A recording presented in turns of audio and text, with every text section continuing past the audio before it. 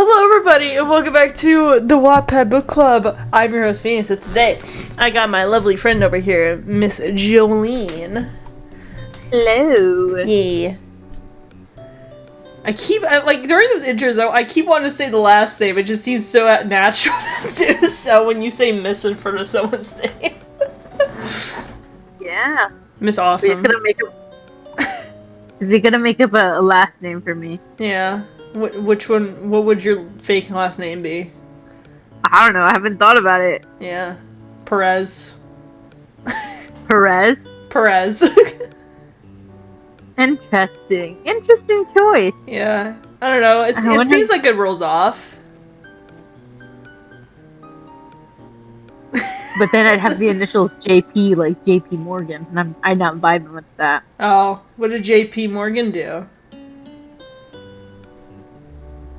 Should I know? You'll figure it out. Okay, how about you just tell me after the recording? Watch this dude age horribly. They're like, oh my god, Phoenix does not know who JP Morgan is. I live under a rock, alright? I barely know what's going on currently at this point in time. You expect me to know what was going on ages ago?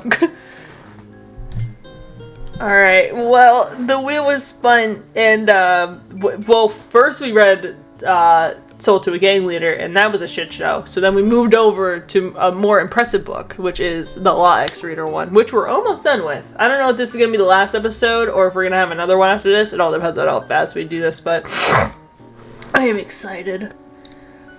From what I remember, we were captured by Blackbeard and forced to try to kill this guy. I don't even remember his fucking name, but apparently he's huge. He owns the island that they just deemed Pirate Island. That's pretty poggers, in my opinion. That's all I got. Oh yeah, and then Los Angeles, and we had a kiss with him. I think it was on the cheek. I don't know. Oh yeah, Kobe was there, and that made us add a Kobe X Reader to the wheel. Love Kobe. Yeah, Kobe! Alright, what a heart is worth. At least, 2 pounds, at least. Alright. Let me get my coin. I mean, how much? You could probably sell a heart for a lot on the black market. Yeah. It's gotta be at least $1, you know? Yeah. I got at least, at least 50 cents. $1.75. Yeah. The first thought I had when you said selling a heart on the black market, I thought about, the Squid Game thing, where they would take contestants and, steal their organs. That's a real thing that they do in the show. And whatnot. Like in Squid Games. The people that die, most of the time they just, cremate them, but some of them, if they're, still viable, they'll take their organs and sell them on the black market to help other people. Yeah, it's a real thing. They'll take, eyes and hearts and, kidneys and stuff. Oh my god. Dude, you should watch Squid Game. They're coming out in June. You should watch Squid Game. Everyone out there should watch Squid Game right now. I don't want to watch no Squid Game. Fuck. Alright, well. Anyway, you want to be head or tails? I want to be head. Okay. It's tails. Alright, let's see if I can read today. I don't know if that's gonna happen, but I will at least try. Oh god. Alright, what a heart is worth. And like we said, it's gotta be $1. Yeah, $1. Yeah. $1.50. Ooh, if it's a heart with with a rare blood type or whatever, that's probably worth a lot more, you know? It was AB. Or some shit. I don't know, what makes this is gonna sound dumb, but I know some organs, when donating, if you need a kidney, you can't just take any kidney and needs to match, but is it just the blood type needs to match it, or is there other qualifications? I mean, I'm sure there's a lot of other qualifications that go along with organ transplant. Yeah. Not my expertise. I haven't. Luckily, neither of us needed one. Yeah, fucking knock on wood, hold on. hopefully it does stay that way, yeah. Yeah. Definitely not. And no one near us that at least we care about has to do that. Yeah. How to clear that basis. Can you imagine? Oh my goodness. You know who I'm thinking of. Oh god. Are you talking about the part where it's like people that we actually care about, or like? Well, I mean, like, are we thinking about you know who that we don't like? well, I was saying, like, Well, like you know, you I don't don't like, like. and then I don't like by association. Well, you know, I talk shit about them. Like, I'm like, well, I told you excitedly when they got sick. Oh yeah. That's what I was thinking about. Yeah. Fuck them. Yeah. All right. Yeah. Fuck that bitch. We're terrible. Yeah. Astrid hit atop her perch as she watched the target below. The famed Okaku laid face down in the dirt. Such immense pain traveled through his veins as a molten iron had replaced his blood. He couldn't feel his legs anymore. "Who the hell did this?" he shouted through the sky. "I'll kill you! You'll pay! I'll grind your bones into dust!" You know, that's how they make jello. It's like the gelatin. Yeah. His fist began to pound on the earth in a ferocious rage. Debris and dust rained down around him by the force. "Show yourself!" "Oh dear." Ash comically ducked her head below the wall, out of his line of sight. "I'd rather not." Down on the ground below, a strange phenomenon began. The cannon suddenly ceased fire, and the swords stopped clashing. Ash peeked over the edge to see why the island had gone silent. She could see Kobe and the other Marines carrying the innocent people away from the island and onto Navy ships. She was happy that everyone would be okay, but something was off. All the rumbling remains of the city began to move on their own. Even the largest pieces of buildings began to pick up momentum. They drifted abnormally across the ground, some pieces even beginning airborne. It was creepy to Ash. It reminded her of a poltergeist. They seemed to be gathering somewhere. Several yards away, insidious laughter infested the town square. From the shadows emerged a figure debris. What? I think my brain's shutting off. Hold on. From the shadows emerged the figure all debris was gravitating towards. It was...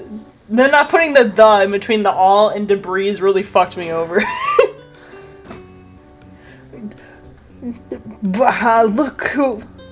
Fuck.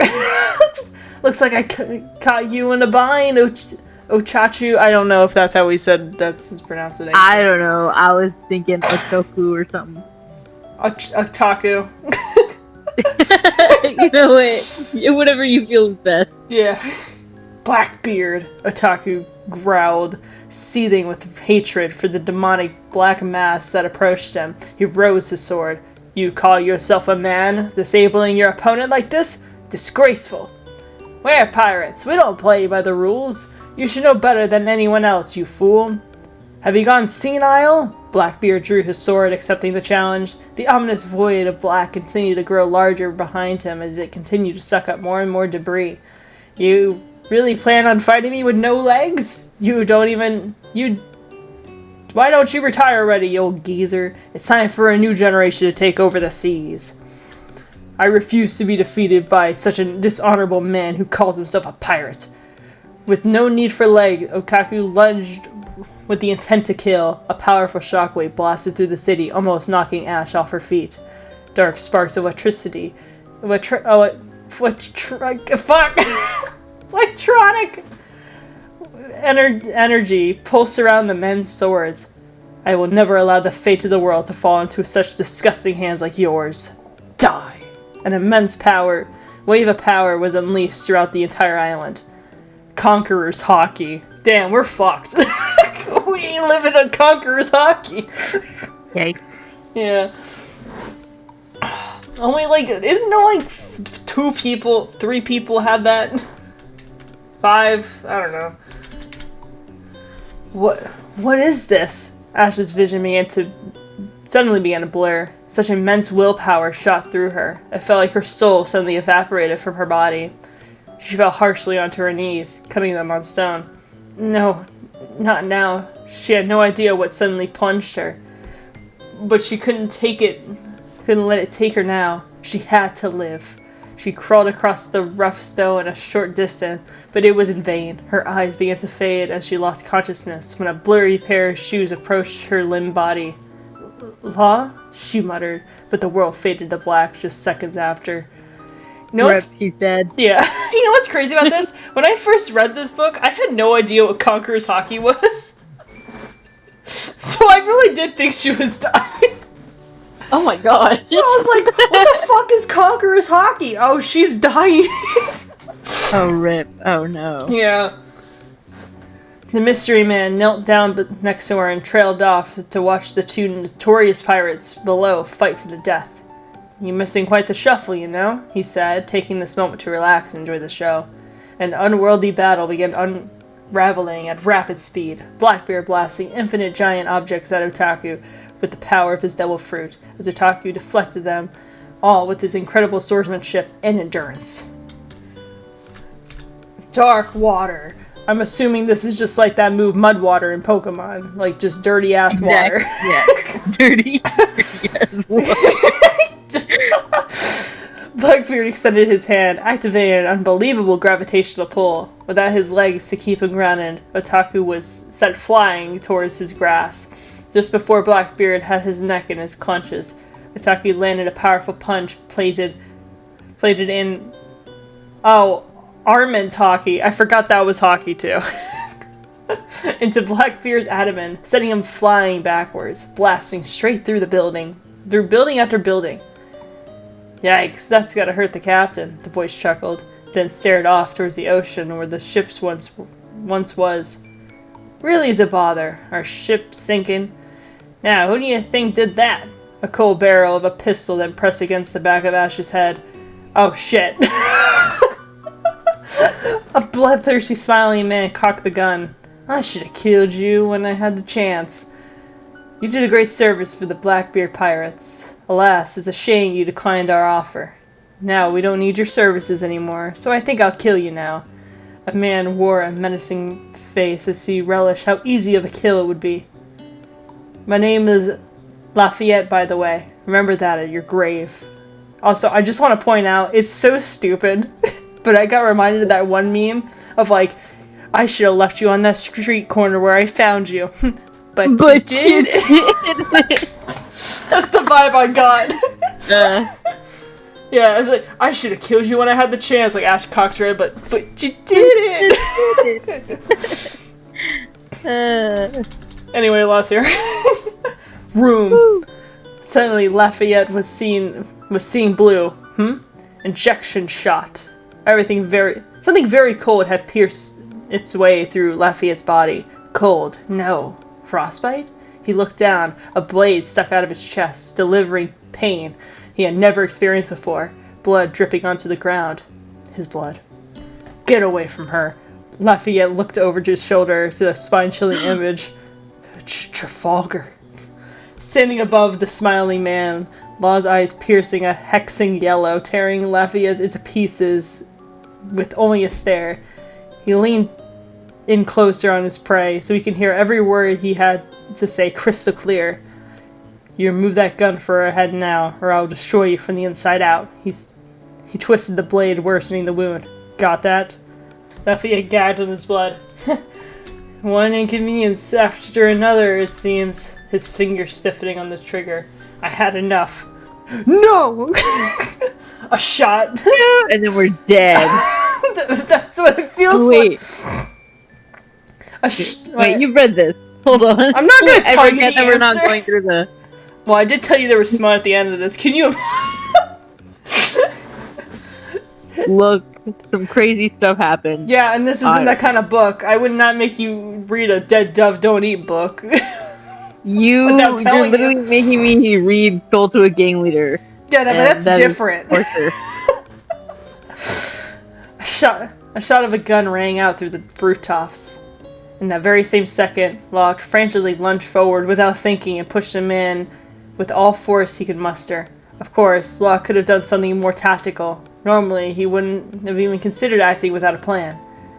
With not even a second to react with Ash's life on the line, a plan was not in the cards this time. It purely came down to a reckless instinct.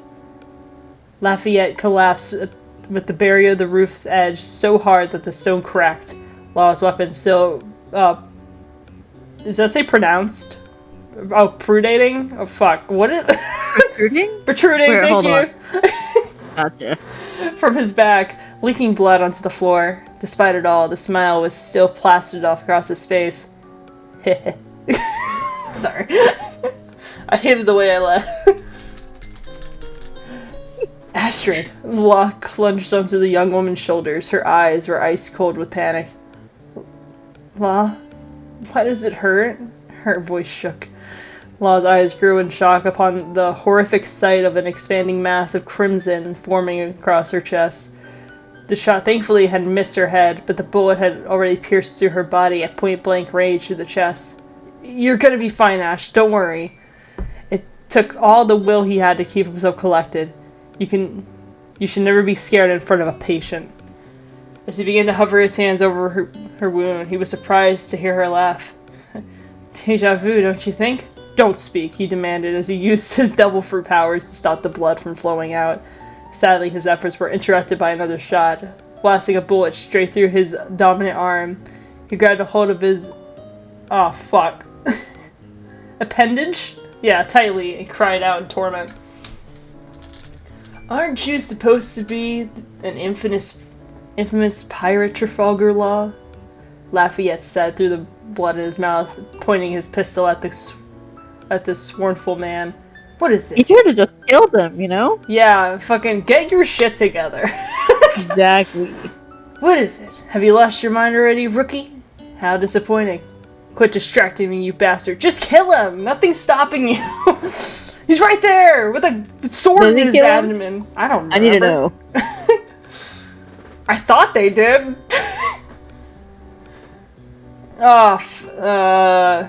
Quit distracting me, you bastard. Law reached his arm out to reclaim his sword. It sliced out of the smiling man's back and soared through the air back into Law's grip. Lafayette choked from the force of the blade leaving his body. What is this woman to you? Lafayette morbidly asked. What a stupid question. What does it matter? Law flicked his hand to teleport him out of his sight, but was not prepared for Lafayette possessing his own devil fruit ability. With rivaling speed, Lafayette was able to ascend quickly out of range before Law's attack could reach him. He fired more shots, but Law was able to dodge them in time.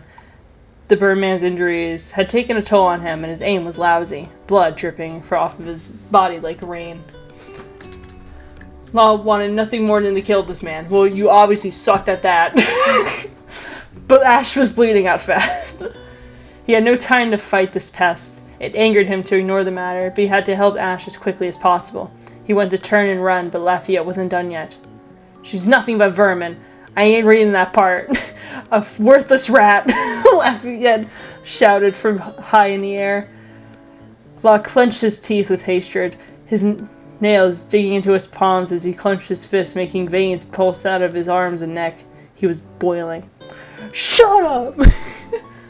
But Lafayette was smiling at his anger. This girl was important to him somehow, and he was not going to run away from these two people who had the audacity to hurt him so bad. How humiliating. Such actions couldn't go unpunished. He may be in no condition to fight physically, but he certainly had the power of words. He continued to shout, "That woman isn't worth more than the dirt on a pig walks on." With every insult, perhaps he could strike a nerve to distract him for just a couple more seconds. The girl would be dead, and Law would be left in despair. You really have nothing better to raise your blade for, Trafalgar. Bang! And the air stood still. What? Lafayette suddenly began to fall out of the sky. The ground several feet down began to grow bigger, faster, and faster. No! Crash sound. Imagine it's like that like really like that stock sound of a crash. I know which one you're talking about. I love it. Lafayette collided with the ground below, and a cloud of dust and rocks. Rumble rained down and pelted him in the face. His body flinched from the titanic impact. His wing jolted as his wing joint has been shot through clean. Curse you, wretched girl. On top of the roof, Law froze stunned and baffled at what had just happened. He then heard a stir behind him. Bastard. A red trail of blood led towards the edge of the barrier, where Ash was laying against the wall with a sniper rifle in hand. Shit! Even though she was stabbed in the chest, she still got that bastard. Yeah. Yeah, that's girl bossing. Girl bossing. Yeah, even in Towards Her Death, she's still girl bossing. She heaved and gasped for air. Stupid pigeon, man. I hate that guy. Ash! Law ran to her side. Hang on, you'll be alright. You just need to keep breathing. Can you do that for me? What if, out of spite, she holds her breath? I would do that. I'd be that type of dumb bitch. No, you be that. Oh fuck! It's like that classic meme where he's like, "Wait, she's losing a lot of blood. Quick, what's her type?" And then, like the next slide shows like the type of men Money. that they're into. Oh. It's literally just a stack of cash. Mine would have been TV men, but I guess I see it. Astrid had been on the brink of death before. It was just like this, with the sun beating down on her fair skin, her eyes blinded by the light. All senses slowly disappeared. Every sound, smell, feeling, and taste. Such terrible pain raged inside of her, fighting against every breath she took. And just like last time, he was there. This man was there, by her side. The sight of his striking face sent a wave of comfort throughout her body, numbing away all the pain. His raven dark hair eclipsed the sun from her eyes, so she could see all of him. Him, her dark guardian angel. Just the two of them. Nothing else. Keep breathing, come on! It holds breath. No, holding it in doesn't do anything, Astrid. Stop. Law's injury to his arm unfortunately affected his strength and stamina to make the room. He could save her as long as her heart kept beating, but she had lost a deadly amount of blood. Frantically, he performed an operation as well as anyone could with only one steady arm. His time was running out. What could he do? Could he bring her back to the ship? That would be too risky. He could only create a room with one space at a time. He couldn't move one with him. Does he force all of her blood back in her body? No, that would put her body into shock. A human heart can't circulate that quickly. She would suffer a stroke or worse. Please, stay with me, Ash. His anxiety grew as her eyes continued to stare into his, their lively shine slowly fading away. His chest started to tighten with the pressure, and water began to swell from his eyes. He needed more time. No. No. Oh my god. Yeah. Sucks. Yeah, sorry, man. Anyway, he get 5 big booms. Boom! Boom! Boom! Boom! Boom! I love that move so much. You could put that over any character death. Crazy. Yeah. Terrible. Delicate fingers suddenly caressed his cheek. Relax, Law. Don't be scared. Ash spoke with a gentle tone, her voice only strong enough to speak in a whisper. You don't have to be scared anymore. It's going to be alright. Law began choking up, tears overflowing down his face. I'm going to save you. Don't say stupid things. It's going to be alright. Go back to your crew. Stop! This isn't you, Astrid! It's about to just be her corpse in a minute. Yeah. Law bit his lip to fight back the tears. You're my patient, and I'm going to save you. I'm not going to abandon a patient ever again. I'm not leaving you. His stamina began to weaken. Ash's thumb brushed against his cheek. I forgive you, Law. Law's heart stopped. He died. Oh god. His body trembled upon hearing those words. I forgive you. It's alright. The sky above her began to grow dark. Ash could see beautiful stars dancing all around. It's a beautiful night, don't you think? The stars are beautiful. Law grabbed a hold of Ash's hand and held it close. Yeah, he choked. Keep looking at the stars, Ash. You're doing so good. Law began crying between words. His hands hurt so much from the amount of strength it took to hold everything together. He had successfully patched the bullet wound, but He still was performing the translution of her blood. He couldn't go too fast, or it would result in too much fluid buildup in her lungs, leading to respiratory failure and cardiac arrest. He held on as best as he could. He wanted nothing else but to save her life. Images of that young woman, a beautiful young woman, went through his head.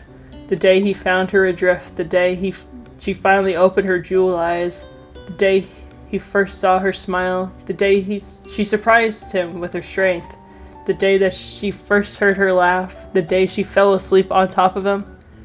Years as dry as the desert, you know that? Never once has someone so boldly stood up to him.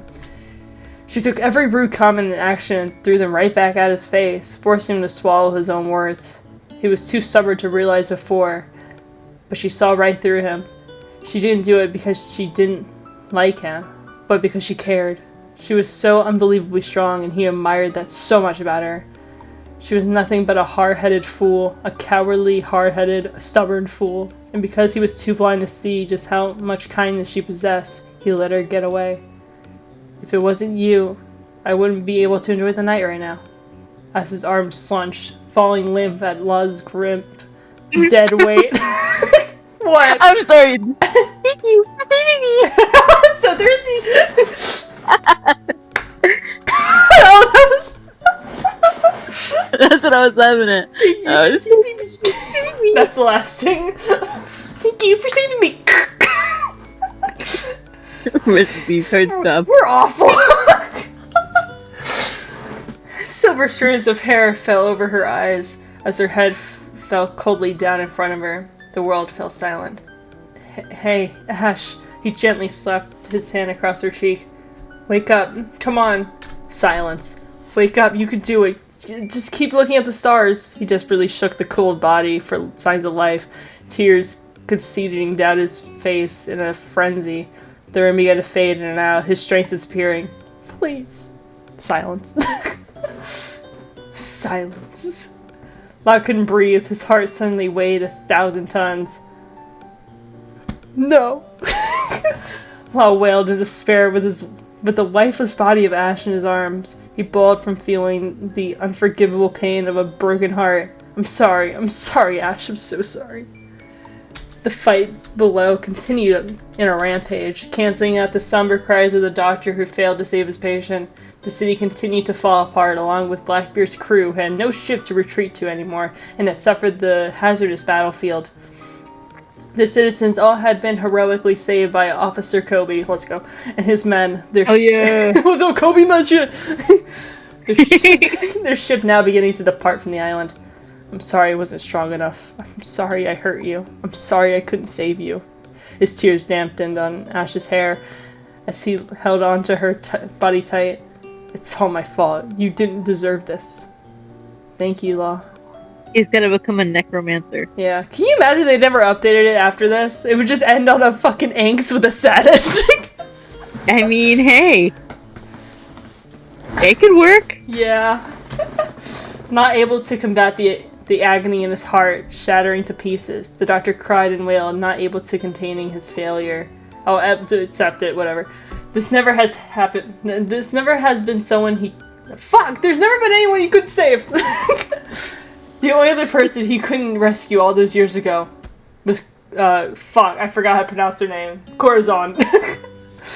Why? Why did it feel like he was reliving that nightmare all over again? He was lucky enough to come across another beautiful human being, just like his old friend.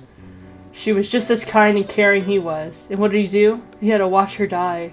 Watch the person he loved die once again. I'll get stronger. I promise. I'll get stronger for you. For Corazon. For my crew. I swear. I'll never fail again. Yikes. That man's going. That man's having it rough. Yeah, I mean, that's like the equivalent if I died in front of you, Jolie. Or vice versa. I would be know how much of a mess I would be? I don't even know how to respond, not gonna lie. Yeah, it's like the only equivalent I could see of like we see each other across the street. I'm started walking by and I didn't look before I crossed and I got hit by a car right in front. If you didn't look before you crossed, I would yell at you from across the street. I was like, if you don't fucking look both ways. Yeah, as you're telling me to like go look both ways, bitch. I get hit by a fucking Tesla. But oh no, I would be so pissed. I think that would be the fact that it's a Tesla would piss me off more than the fact that you didn't look both ways. You were like, damn, all those curves on that Tesla and you still couldn't see them? Oh my god. Okay, chapter 15. You're so down to earth, I'm up in the stars. So show me the sea and I'll take you to Mars. Where am I? What a strange place. I'm weightless and drifting in an unfamiliar space. I look at my hands. They're not there. I can't feel anything. Where's the ground? Where's the sky? It's all black. Wait. Strange lights hover and glow all around me. I try to greet them, but I have no voice. My consciousness still exists, where I could think and feel. Oh, they're coming closer. They cover me in their glow. Their presence is warm, and I feel something else. What is it? Are they communicating with me? I cannot physically hear them, but I can feel their conscience. They say that I am at peace. Is this what this is? Am I at peace? I feel as I am floating atop the stillest water of an ocean that stretches on forever and ever. I gaze up at the sky, and the stars are dancing, and brighter than ever. So beautiful.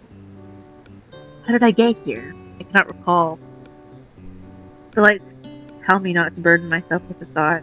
I think to myself, I wish Law were here to share this beautiful night with me. Damn, even in death, she's still thinking of that bitch. I guess, damn. Yeah.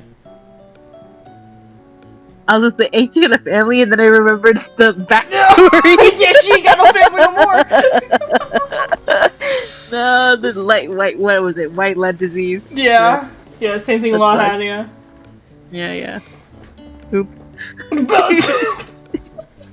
I close my eyes and begin to feel myself slowly becoming with the sky and sea. How magical. I hear the lights telling me that humans are made of stardust. I gladly listen to their story. Long ago, the universe forced thousands of little stars in a tiny single space. They continued to collide and fight with each other for many, many years until they all became one giant burning star. The resentment for each other subsided as time went on, and the star finally cooled and became the Earth. The little stars learned to work together as one with their beautiful bodies. They created beautiful things and decorated themselves with their creations. Trees, rivers, mountains, grass, flowers.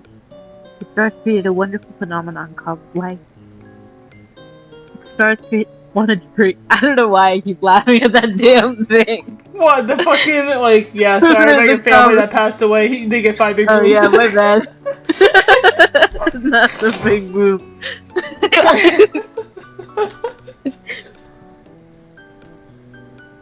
The stars wanted to create for the rest of time, but the universe ordered that they must always follow the universal law of give or take.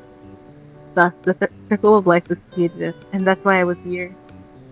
More than once I have looked into the eyes of death and cheated my way out. I was never sure what it was. Could I just be lucky? No matter what it was, I didn't care. I didn't want to give up my body yet. I want to live. Give me luck. Give me strength. Please, let me see Law's face again. Then I will truly be at peace. We're ready to release the sail, sir, a Marine saluted his chief officer. Kobe stood at the edge of the dock with a furious look on his face and arms crossed. Kobe. Something did not feel right. Excellent. Raise the anchor. Yes, sir. He tried to ditch the feeling that plagued him, but he couldn't escape it. He closed his eyes and put all his focus into his observation hockey. After a few moments, he could hear haunting, agonizing cries in the distance. Someone was still on the island and in trouble. He turned to his colleague. Start departure without me. I'll catch up. And he didn't wait for a response and raced off to follow the sound. As Kobe grew closer to the source, the image started to become clear in his head. It was a man with something in his arms. He couldn't make out what he was holding, though. Locking on target, Kobe stealthily stayed at Blackbeard and Ochaku's line of sight as they continued on with their battle. He reached a building several stories high and jumped swiftly his way to the roof. When he reached the top, he almost lost his balance from the sudden shock at a horrifying sight. Blood was everywhere, and at the center of it was a man sorrowfully holding a deceased woman in his arms. Kobe hesitantly approached the couple and stopped in his tracks when he caught sight of the woman's hair. A tear escaped his eye. What was her name again? Oh fuck, I don't remember. Was it Delilah? Was that this fic or was that... No, I think it was a different one. I can't remember.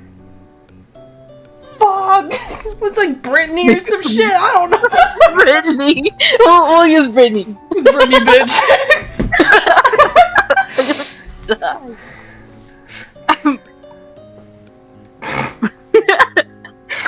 Fucking Brittany. God damn it, Brittany. God damn it, Brittany. Get your shit together.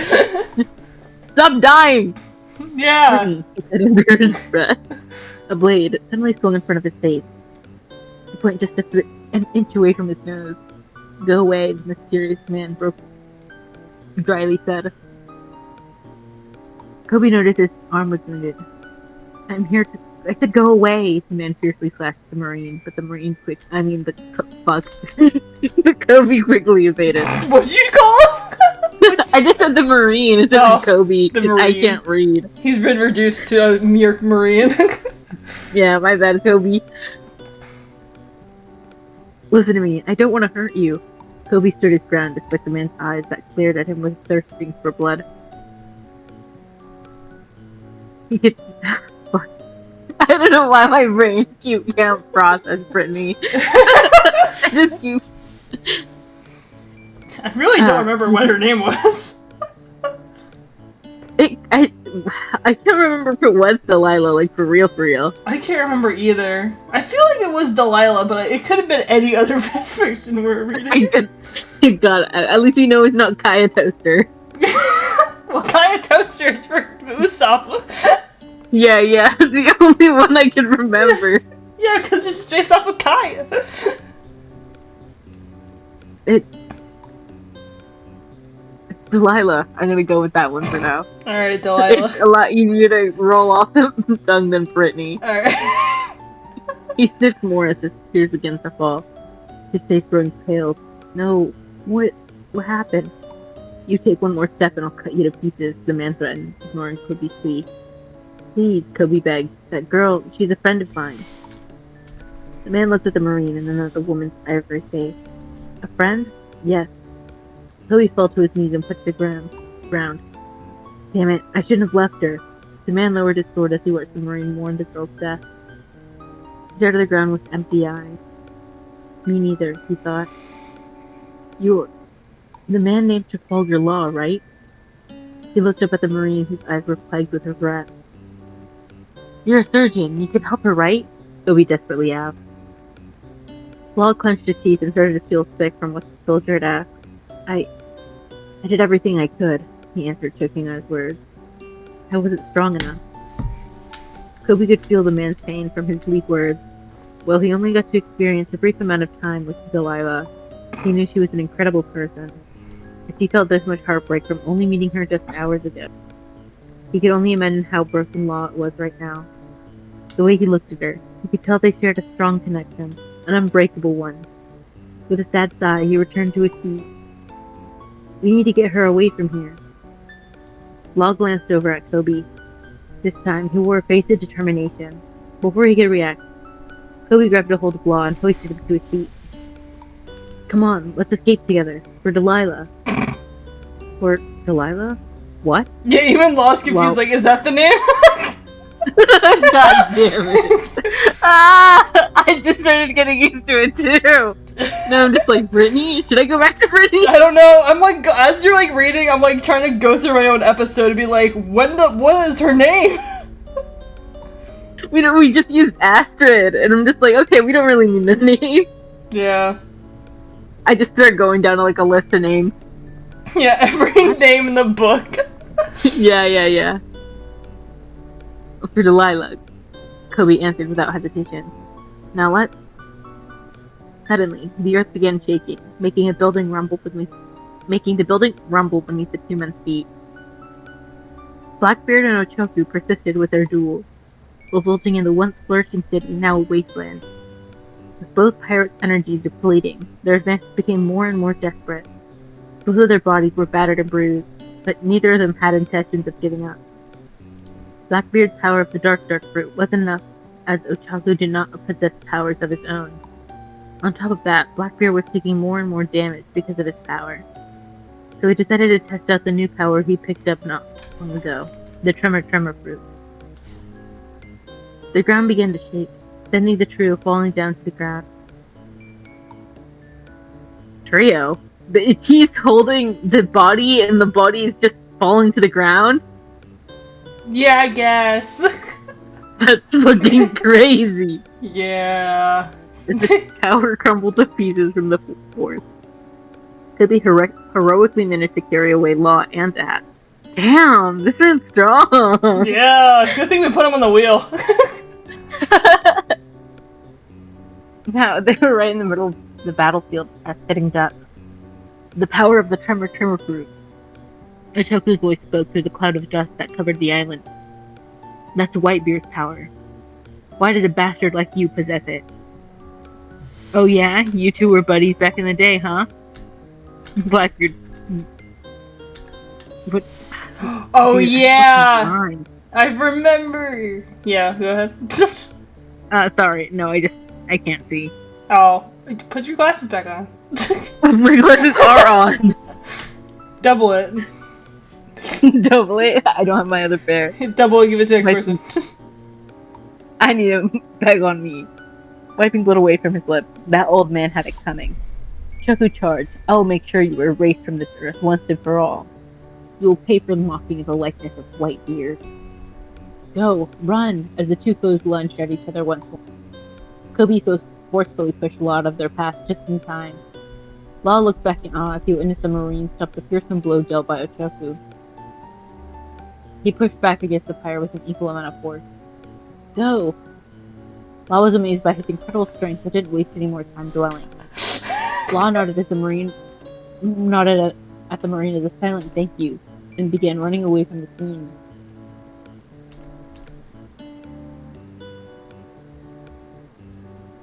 I forgot how to do the thing. What does the thing sound like? Also, I found it. It was Delilah. Wow. Yeah. She was Brittany for 5 seconds. Yeah, sorry. Brittany was not back, bitch. Lost transponder herself, frantically started to ring. Captain, where are you? Are you alright? Beppo asked in a panic. Sorry to keep you waiting, he said out of breath.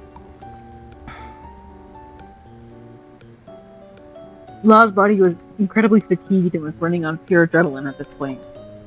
Is Axe with you? Ugh. Law's chest tightened. Yeah, he is. Oh, thank goodness, Beppo cheered. You'd only hear the others cheering along in the background. Law interrupted so he didn't have to hear it anymore. I'm heading your way now. I'm gonna be at Rocky Port in 1 minute. Be ready to evacuate as soon as I get there. Yes, Captain. Law glanced down at his lifeless body in his arms. He held her head against his chest as he desperately rushed to escape from this hell. Her face was peaceful as if she was only asleep. Even if they ran through hell together, she was still so beautiful. Please, let me see Law's face again. Suddenly, something unexplainable came over Law, a strange feeling of warmth as if he looked down at her. I don't want to give up my body yet. I want to live. Maybe it was the adrenaline that caused him to react on pure instinct, but something unexplainable made him stop and take cover at the edge of town. Room, a small blue aura surrounded Ash's body. Scan. Give me luck. Give me strength. Law waved his sword and scanned the body. His eyes widened. Possible, he muttered in disbelief as he could see the faintest heartbeat quietly pulsing in his eyes and blah blah. I'm having it. I'm like having a stroke or something. Wow, there's no way this is possible. Medically, this woman should be dead. Too much blood has been lost. The sun's rays escaped from the clouds and shone down on him. Law then experienced a metamorphosis. For the first time, he could feel and appreciate the sun's warmth. This warm feeling, he felt hope. He wiped his eyes with a smile that rivaled the sun. Damn. You really are a tough woman. He rested his head against hers and he cupped his hands around her cheeks. I almost gave up again, didn't I? He laughed through the tears, taken over by this beautiful feeling, and he pressed his lips against her forehead in a loving kiss. Let's get you out of here. He carefully hoisted her body back up with his arms and started his journey again with new energy. At last, the port came into view. Lal could hear the assuring sound of the sea and see his ship waiting for him in the distance. There's the ship, Ash. We're almost there. Where are you going? Leaving already? Lal was suddenly halted to a stop by one of Blackbeard's crewmen, Burgess. You think you can destroy our ship and then take off with your new toy? That's just plain rude. Lal weakly raised his sword, gasping for air. He was becoming lightheaded from the lack of blood from his bullet wound and winded from running. I don't have time to fight you. Move aside. The only one who could give me orders is my captain, idiot. Now take this. Burgess swung a powerful punch. Law braced himself for impact, protecting Ash's body. He wasn't going to be able to dodge this attack. Why not pick on someone your own size without warning? Burgess was suddenly hit hard and sent flying across the seat. John Bart. Is that his name? I have no idea. I'm gonna call him Probably. John Bart, you know. I wish it was Paul Blart, but... It could be. Paul Blart. I was surprised to see his large crewmate standing in front of him after landing a direct punch on Burgess. We're here to help, Captain. Law looked over his shoulder to see his loyal crew at his side, ready for battle. Thanks, guys. Whoa, your friends want to join the party? Burgess rose from the rubble. I'll invite mine over to play too. He let out an ear-rippling whistle, summoning the rest of Blackbeard's black. Other pirates that had been left stranded joined in the fight to take the polar tang to escape the island. A fluffy hand then took a hold of Law. Get on the ship, Captain. We'll cover you, Beppo said as he helped Law to his feet. You two are in no condition to fight. Beppo perhaps was right, but there was no way his crew was going to be able to fend off hundreds of strong enemies on their own. He had already lost one of his loved ones today, and he refused to lose another. He wasn't giving up this time. Beppo, take Ash to the ship, he ordered as he passed the girl's body to the bear. Beppo froze, feeling how cold Ash's body was. What happened? No time for questions. Take her to the ship immediately and use your electro on her. What? Trust me, just do it. Hit her in the chest with 500 volts. Increase the voltage if there's no pulse, and perform CPR in between shocks. Go. Yes, Captain. I won't let you down. Beppo nodded with faith in his captain and ran back to the ship with Ash in his arms. The sight of her porcelain physique, drenched in blood, was a horrifying one. Don't worry, Ash. Just hang on, as he retreated back onto the ship.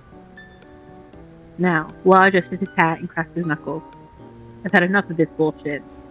His crewmates charged at the army of pirates with guns and blades. Law stood back and summoned all the strength he had left. An incredible mass of blue engulfed the entire port, trapping all that was inside. Law grinned.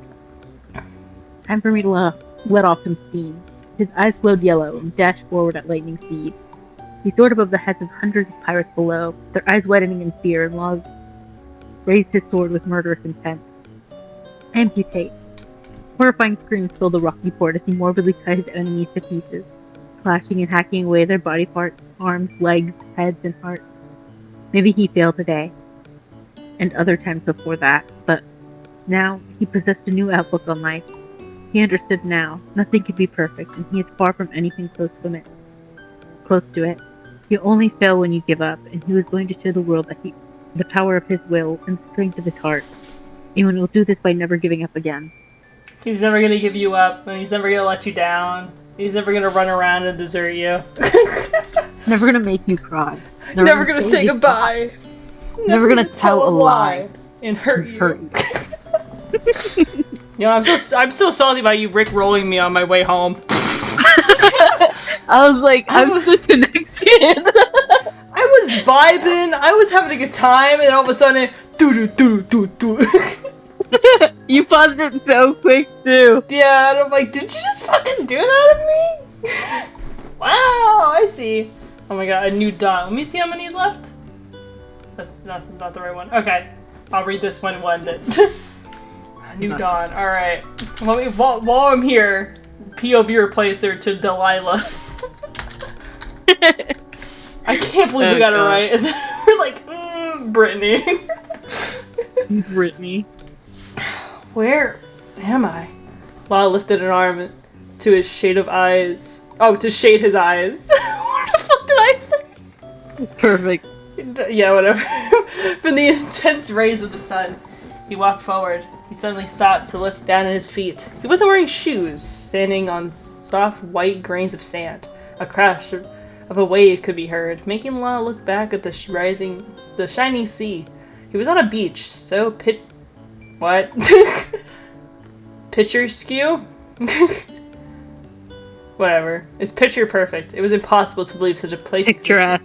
Oh, picturesque. A warmness filled his body as he continued to gaze off into the sun that was slowly setting in the cloudless sky. Ah, come quick! I found a crab! A joyful voice interrupted the scenery moment. Law's eyes darted to look over his shoulder towards the mysterious voice when the weight of a hand suddenly rested against his shoulder. Black eyes widened with stars at the sight they saw. Corazon? He said, astonished under his breath, looking straight into the goofy face of the old friend he was smiling so brightly. Check it out! We'll eat this for supper! While Law stood too stunned to speak. The man was too stunned to speak. The crab was still in Corazon's hand, taking opportunity for an escape by snapping his claw on the tall man's nose. Ow, ow, ow, ow, ow, stupid crab, let go! Was this real? He could see him so vividly in front of him. His heartbeat grew rapidly with significant emotion. A teardrop fell down from his cheek. Ah, help me! Corazon continued to roll around in the sand in pain from the crowd's brutal attack on his nose. Eventually, he was finally able to pry away from the crab's claw. Ow! He rubbed his nose of an angry scowl. That's it. Now I'm really gonna have you for dinner tonight. Wow, why did you do anything, huh? Corazon looked up at the man standing in front of him with confusion, noticing the strange expression on his face. Hey, what's up with you? You alright? You're okay? Law's voice quivered in disbelief. We'd be better no thanks to this damn crab, he snarked. Adjusting his hat, he stood there and then brushed off the sand from his pants. Let's talk over dinner, okay? Sure. Law followed his friend to a nearby makeshift fireplace. He took a seat in the sand and watched the sun paint the sky with warm hues as it set behind the sea. The cackling of the fire and the sounds of the waves gave him a comforting sense of nostalgia. As much as he wanted to smile, he still couldn't avoid the thought about this not being real. Corazon continued his work preparing the two's dinner and began roasting the crab over the fire. R.I.P. crab. So sorry about your crab that passed away. He gets 5 big boobs. You're supposed to be dead. Law broke the peaceful silence. What? Corazon gasped. What's that supposed to mean? You're so upset about the prank earlier? Come on, Law, he comically pleaded. No, Law shook his head. Doflamingo, he killed you. Corazon's usual clown-like smile suddenly subsided and the moon became somber. He reached into his pocket for a cigarette and stuck one in his mouth, igniting it. Law anxiously sat waiting for an answer as the man inhaled a cloud of smoke. Yeah, he did. Law continued to stare at the vivid scene of his friend. So you aren't real, are you? Is this all a dream then? I'm afraid so. His painted lips gently smiled. But isn't it nice? It's been so long since we could relax like this. It won't change my feelings though. If anything, this makes me hate Doflamingo even more. Law hung his head in defeat. If it wasn't for him, this could be real. I can't forgive him. A tear fell and soaked into the sand at Law's feet. If only I was stronger. If only I could do something to stop what happened. It was my time, Law. It couldn't have been. He interjected through his teeth. Tears accumulated in Law's cold, dark eyes and started to overflow. Something could have been done. We never should have gone to Swallow. I should have never joined your crew. You should have just let me die. Nothing could be done. Law looked up at surprise at Corazon's a normally serious tone. Are you trying to convince me my actions were something to regret? Law was unable to form a word. Answer. He was unable to speak, just like me. Too stunned to speak. Yeah, the woman was too stunned to speak. Listen carefully, Law. I died that day without one regret. Not one. You got that? If I had the choice, I'd do it all over again. Look at you. You've grown up to be so strong. You meet so many friends. You have your own crew and your freedom. I couldn't be more proud of you, Law. Law sniffled, too choked up to speak. This is what I wanted for you. I'm sorry I couldn't be around longer to watch you grow up, but that's just the way the universe is. You don't let the world influence you onto a path of destruction. You stayed strong, even though it hurt. It will hurt sometimes, and you won't live, but you shouldn't live with regret, Law. You're a good kid with a pure heart that's still beating. I know you're going to go on and take the world by storm. Corazon stood at his feet and placing a caring hand on Law's shoulder. He said with affirmation, I couldn't be happier. Is this like what you wanted for between the two? I feel like... Huh? I don't know. I feel like this is a nice moment. I mean, like, it is. I forgot how I was formulating my sentence. Forgot my train of thought. I don't know. Couldn't have been too much to see these two be happy together and like. Yeah. Yeah. I don't know, like some alternate AU where Corazon's packing Law's lunch. Yeah. Oh my God, have you seen the art of like in another like timeline where Roger and Porcus D. Rose or whatever her name is like got to live as a happy family and Ace was their kid and stuff?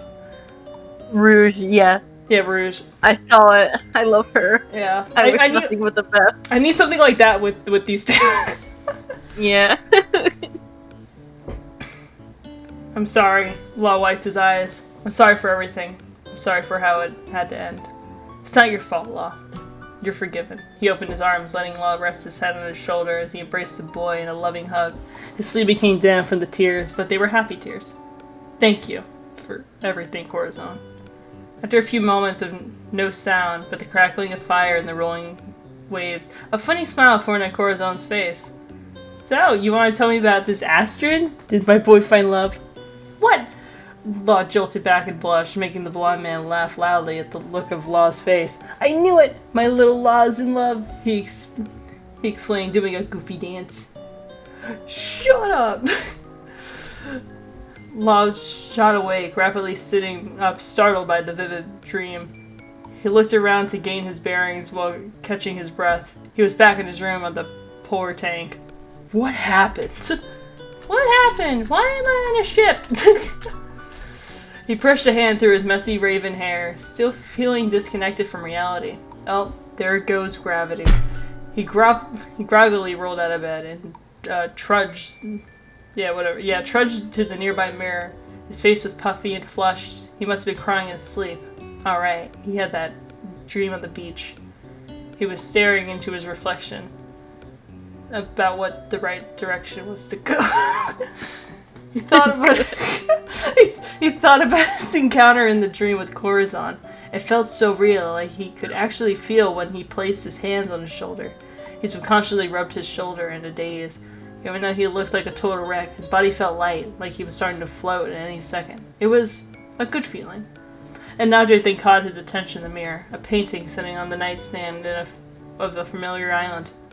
Ash! His memory returned. He hastily ran to his coat, throwing it over himself, and ran out of the room. That's right, the battle at Rocky Port. He released what strength he had left and defeated Blackbeard's men, and alongside his crew. I fucking know. Did he pass out from exhaustion? He'd have to figure out that later. Ash was on the brink of death, and he had to know if she was okay. Where is everyone? He ran through the sub, not seeing a crew member anywhere, until he right outside the infirmary. Ah, Captain, you're awake. Penguin and Sanchi? Is Sanchi? Sachi. Yeah, Sachi were standing post outside the door and excitedly greeted the captain. "Move aside," the law ordered, but they didn't budge. "Hey," he shouted, but Sachi interrupted. "So, did you have a good sleep, sir? Good? Oh, how'd you sleep? Good?" Sachi tried to redirect him by wrapping a friendly arm around his neck and turning the law around. "You were asleep for a long time, almost 3 days," Penguin added. These two were acting suspicious. 3 days, the law said in shock, but they already quickly snapped out of it. "Wait, that doesn't matter. Move already." "It's okay, Captain. Don't worry about Ash. We're taking good care of her. You should go get something to eat." "I can eat later. Now move aside. That's an order." Sachi and Penguin looked at each other in defeat and stepped aside, letting Law barge into the room. Barge to the door. "Ash," he called out, but ran into his crew huddling in a group who looked over at him in a look of fear. "Oh no, Captain!" They suddenly charged at him and tried to push him out of the room. "Hey, what is with you guys? You're pissing me off." "Beppo, what are you?" Not here, sir." The crowd in the room began to stop the hysteria and turned to the bear, who was clearly there in plain sight. Beppo then remembered he didn't know how to lie. Oops. I love that. "Beppo!" La chased after the bear that ran away in a scream of fright. Shambles. He had had enough and fuck. Antics. And teleported Beppo in front of him. Beppo didn't have enough time to stop, though, before tumbling and crashing into his captain, falling onto the ground with a large thud. "Sorry, Captain." "Get off!" Beppo yelled as Law forcibly pushed him off. "Enough with the games. Where's Ash?" He quickly walked into one of the beds, but it was empty. He scanned the room, but there was no girl to be found. "Captain, she's fine." Ikaku? Ikaku stepped forward to try to calm her captain. "We're sorry. She told us to make sure she didn't see you yet. She escaped the deck just a while ago while you were chasing Beppo." "Why the hell didn't she want to see her? Wait, is she okay?" "Yes, Captain," Iniku smiled happily. "She's fine. Beppo was able to revive her. His electro worked just like you said it would." "That's good to hear." Law composed himself upon hearing the news. Inside, though, he's delighted to hear that she was alive. "What about her injury from the bullet?" "Well, that was certainly not to par with your skill, but the crew worked together to patch her up and report a blood transfusion. She was up and walking yesterday evening." "Really?" Law turned and faced his crew surprise. "Yes, sir," his crew saluted. "Look at you. You've grown up to be so strong, and you made so many friends. You have your own crew and your freedom. I couldn't be more proud of you, Law." Hearing those words from his old caretaker echoed in his head. He couldn't help but hide a little smile. "Thank you, everyone. Excellent work." Seeing their captain actually happy for the first time in a long time, the crew erupted in animated tears of joy. "You're welcome, Captain," they cried. They were a bunch of fools, but Law was grateful that he had such a great team on his back. Come on. Ash sat crouched, hidden by the barrier of the deck. In her hand, she held a needle and thread that was sewing something as fast as she could. "If he catches me, he's gonna kill me." Talking to yourself again, huh? I don't know why, that was on the same motion to me of pissing all by yourself. Whoa. Ash jumped from the... fuck, what does that say? Fuck. Resonated? What is it? I'm lost. Oh, it's like Ash jumped up from the voice. It's fuck. RESONANT. Resonant? Yes, thank you. What? I don't know. Resonant voice, and quickly hid the object she held behind her back. "Scaring people again, huh? Jeez," she sarcastically yelled back at him. Law chuckled and squatted down to look Ash eye to eye. Looking into those jeweled eyes of hers gave him such a sense of relief. She really was alive. "You want to talk about scaring people? You gave me good to scare yourself, you know? I thought I lost you." Ash was nervously having Law's face this close to hers, and her heartbeat began to accelerate from the close proximity. He looked more handsome than she remembered. "Why is that?" "You were scared. You were scared? I couldn't imagine such a thing. Well, it's true, and it's your fault, the man slyly said. If I could scroll down. You didn't have to get yourself involved like you did. I told you that you needed to flee. If I did, you'd be dead. He smiled in humor, seeing her so frustrated. I had to swoop in to save you yet again. You didn't have to. Ash grumbled with a blush growing on her cheeks. Yes, I did, he said, lifting her head with the... Oh my god, it's the doing that. I love this thing.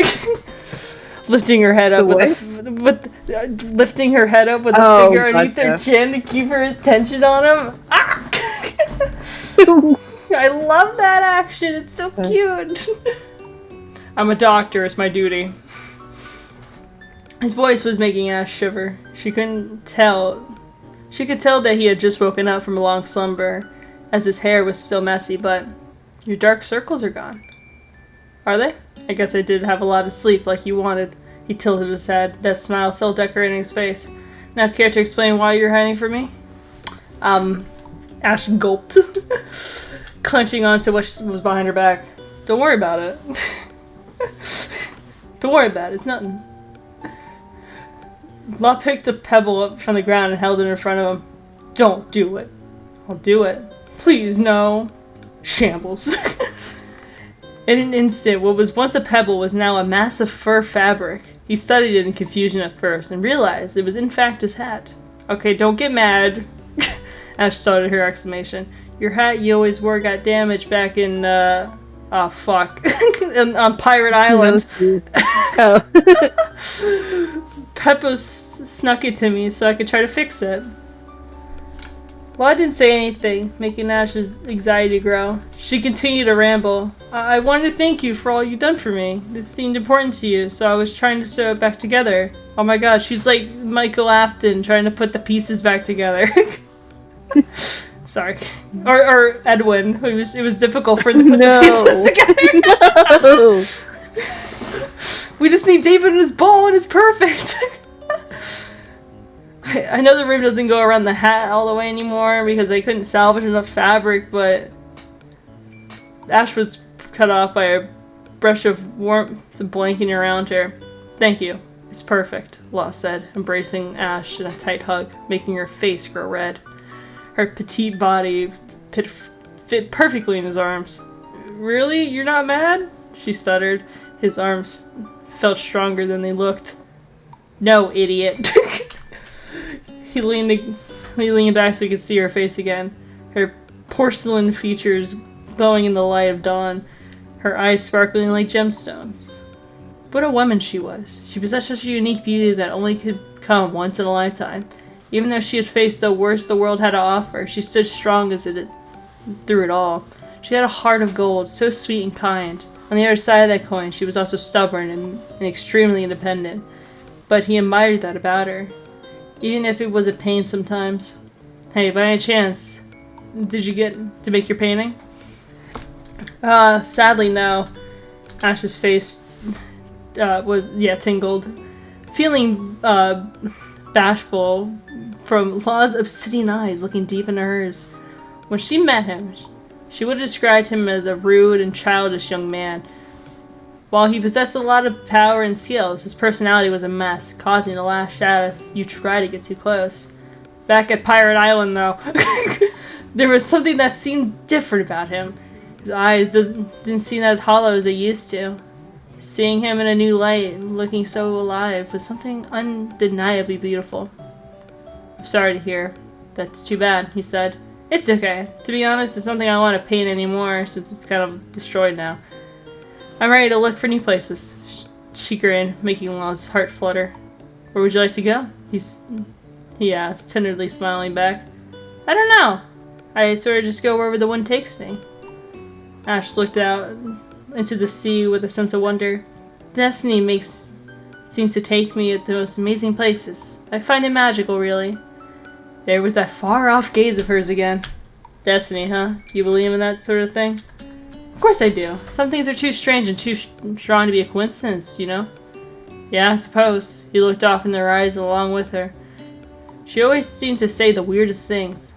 He then decided in this moment he wanted to continue talking about weird things with Ash for as long as he could. Say, would you let me take you? Huh? She asked, startled by what the man just said. What do you mean? I mean, would you like to come with me?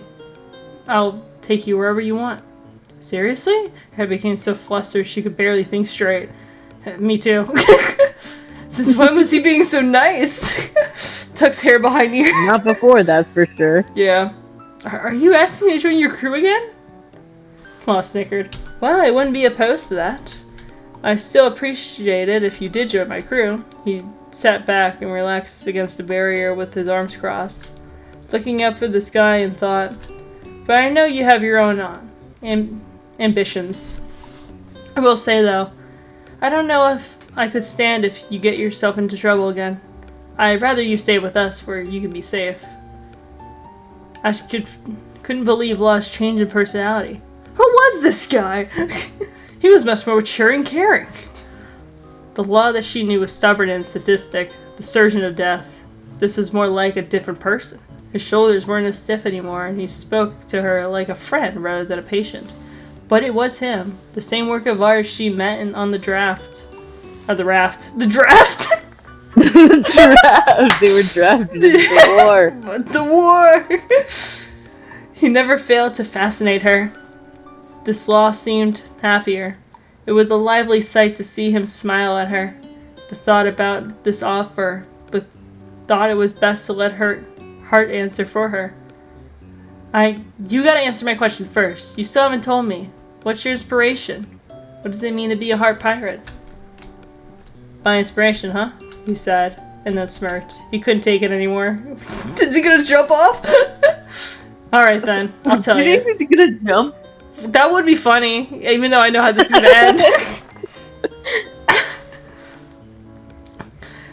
Here, I'll tell you. Close your eyes. Huh? Why? Ash blushed bright red at the request. You'll understand better if I do. And you need to show me you trust me. Law lifted a hand and covered Ash's eyes as he ran out of patience. Are you listening? He hummed. Yeah. Law's arms wrapped carefully around Ash's waist and pulled her close. Ash could feel his body brush against hers, sending her heart racing out of control. What is happening? He spoke into her ear. I love you, Ash. What? Before she could react. Law sealed his confession with a passionate kiss.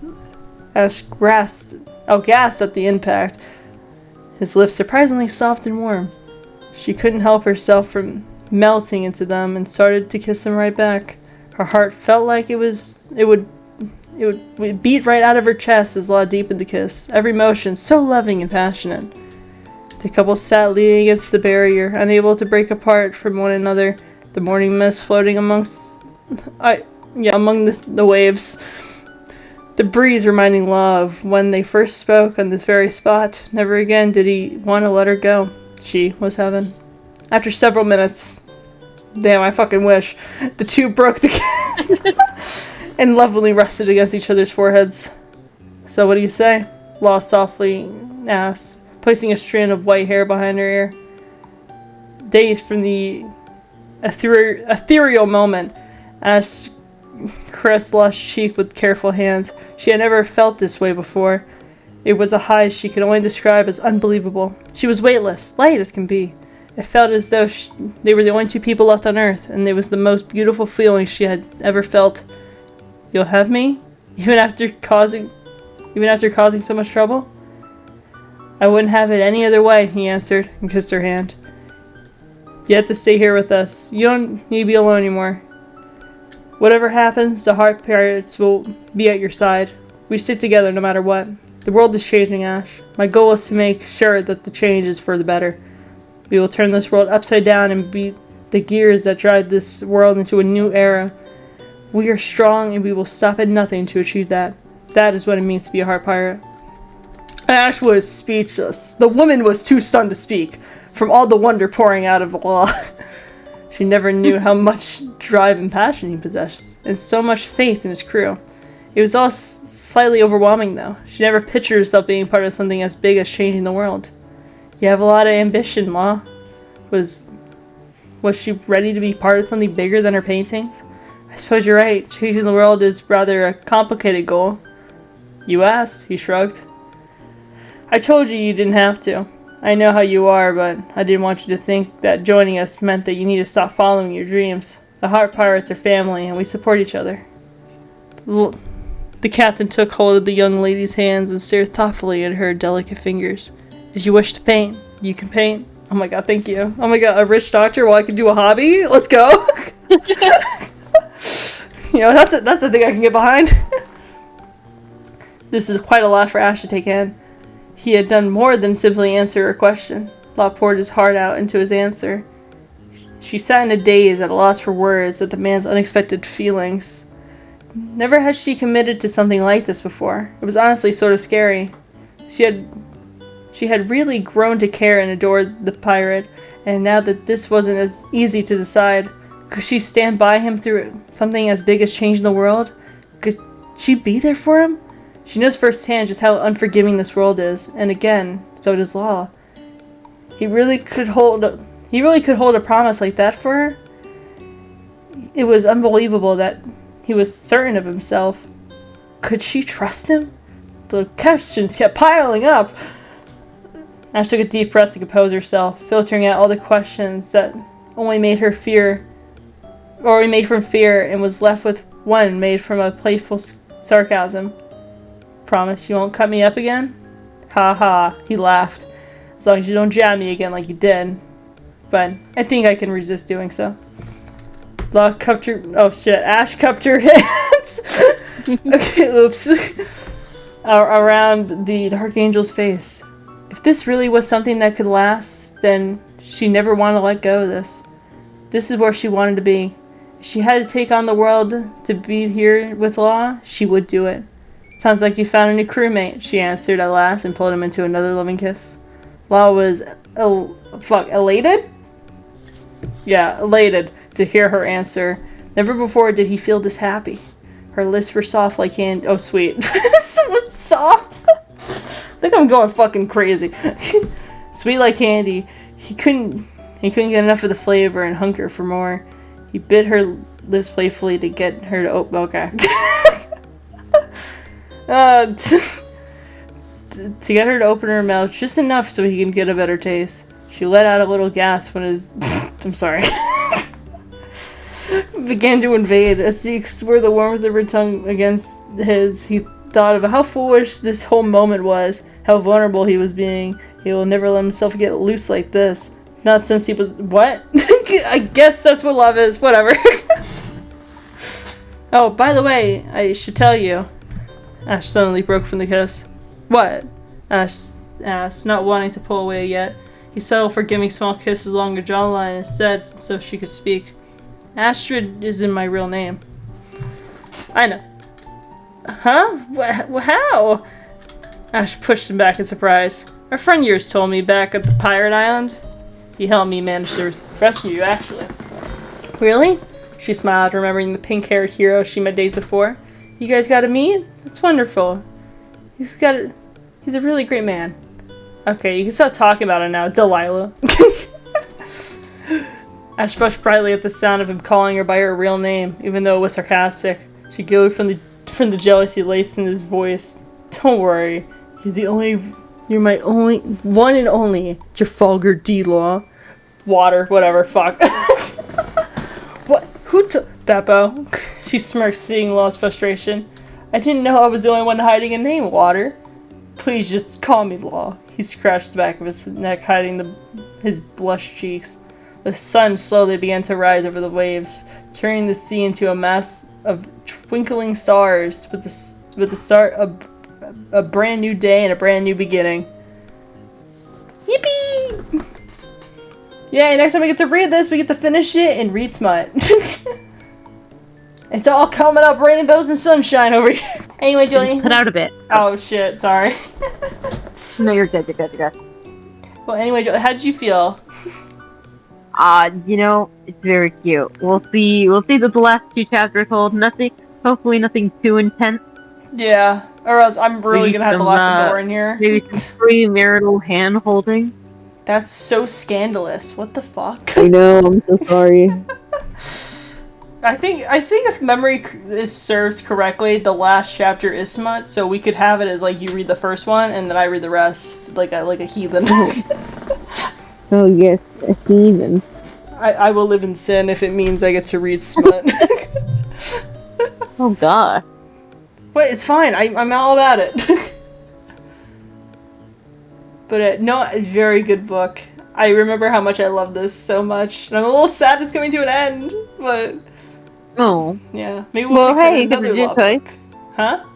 Maybe, yeah. Oh yeah, we saw the Sanji one from like and whatnot. I'm trying to think of other One Piece ones that we still have going on. Oh yeah, the Zoro and the Sanji one. Well, maybe Kobe.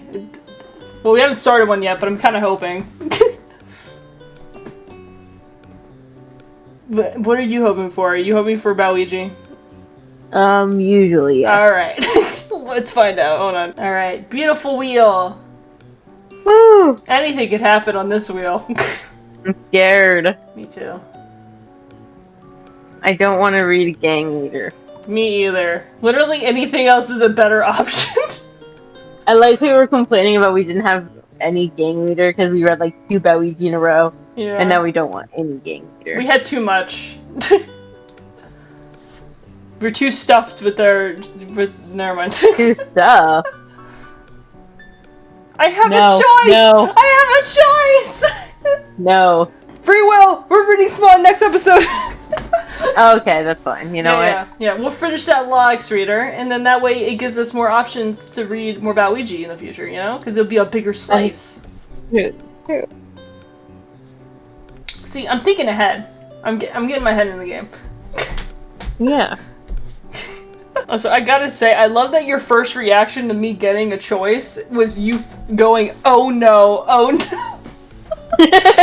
Like I've seen what you've done to Sage. Well, that's a different thing, alright? It balances out. Like, you know, like the you receive, I receive thing? You receive, like, Striker playmat, I receive SG34 fanfiction. You know? It's a balance, God. You know? Of course. The world giveth and the world taketh away. Taketh away. Yeah. What they're taking right now? The sanity. Ooh. Yeah. But you know, I'm excited. We're gonna finish up the Law one in the next episode and finish it out. I'm a little bittersweet about it, but I get to read about them in the light of doing shit. Oh my goodness. Yeah, maybe we'll find something else that's quite spectacular. Yeah. Possibly. I don't know what could even top any, like, the last Law one and even this one. The writing in these was just really good. And I liked her OC story. I still think about ephemeral. Do you say you're thinking about fentanyl? Is that what I just heard? No. What did you say? The chorus zone we read is called Ephemeral. Oh, ephemeral. That was so good. That one was really good. Why did I think you said fentanyl? No, I did not say fentanyl. I have no interest in doing drugs. No one do drugs. Yeah, I think that's just the way. Doing drugs, stop doing drugs. It's just the way that you said the title. Like it cut out the little beginning, so I just heard anol, and I'm like fentanyl. But anyway, Joline, thank you so much for joining me on this episode. I really appreciate it, man. Thank you for having me read 2 chapters and you sitting there and helping me, holding my hand. It's okay, I can read either. Yeah, we both had an issue reading today, which is fine. It happens. We can't be on our A game all the time, and my game has not showed up yet. I'll let you guys know when my A game shows up. You know when it's gonna show up? When we read the smut chapter, like I'm like, oh guys, I'm so nervous. Anyway, he pinned her down. like getting really my god! Can't wait. But yeah, thank you so much, Joline, for joining. Of course. On screen is a playlist of all the other Wattpad book club readings I've done in the past with Joline and other guests, so check all that shit out. And then the last Wattpad book club that was uploaded is also on screen. So if you haven't checked that one out, I recommend it. It's probably from either Lego or Stage, and you should check it out because they're good people and whatnot. Oh yeah, and then look at the description for links. I'm not listening to them all. There's so many fucking links down there. But anyway, my name is Phoenix. That was Joline, and we'll see you guys next time. Bye. Bye.